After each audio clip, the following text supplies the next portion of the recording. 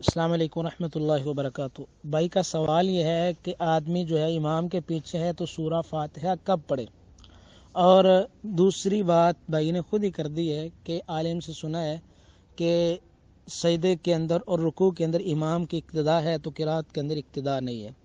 تو اس مسئلے کو سمجھنا چاہیے۔ رسول اللہ صلی اللہ علیہ وسلم نے فرمایا انما جعل الامام لیؤتم به فاذا کبر فکبروا، کہ امام کی اقتداء کی جائے، جب وہ تکبیر کہتا ہے تو تم تکبیر کہو، اور آگے ہے وَإِذَا قَرَأَ فَأَنصِتُوا، اور جب امام قرات کرے تو تم خاموش رہو۔ تو امام کی اقتداء وہ افعال کے اندر ہوتی ہے، اقوال کے اندر نہیں ہے۔ مثال اس کی یہ ہے کہ آپ رکوع یہ فعل ہے تو آپ رکوع امام سے پہلے نہیں کر سکتے، سجدہ یہ فعل ہے تو آپ سجدہ امام سے پہلے نہیں کر سکتے۔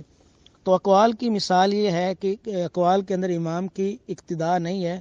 اس کی مثال یہ ہے کہ امام اللہ اکبر کہہ کے وہ دعا پڑھتا ہے دل کے اندر اللہم باعد بینی وبین خطایایا، اور آپ پڑھ لیتے ہیں سبحانک اللہم وبحمدک وتبارک اسمک، تو ایسا کر لینے کے اندر کوئی حرج نہیں ہے، کیونکہ جو اقتداء والی بات ہے وہ افعال میں ہے، اقوال میں نہیں ہے۔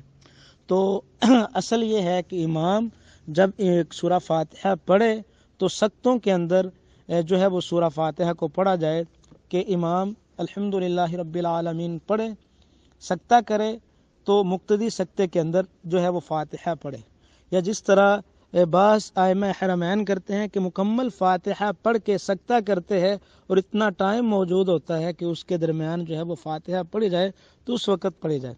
اگر ایسا ممکن نہیں ہے، کیونکہ بعض دفعہ ایسے ہوتا ہے کہ مقتدی جو ہے وہ ایسی حالت میں امام کے ساتھ ملتا ہے جب امام جو ہے وہ فاتحہ کے بعد دوسری قرات شروع کرتا ہے، تو اس کے لیے کیا کرنا چاہیے؟ تو پھر حکم وہی ہے لا صلاۃ لمن لم یقرأ بفاتحۃ الکتاب، کہ آپ کو جب بھی موقع ملے امام کے ساتھ تو آپ فاتحہ پڑھیں گے، کیونکہ فاتحہ کے بغیر نماز نہیں ہے۔ واللہ اعلم بالصواب۔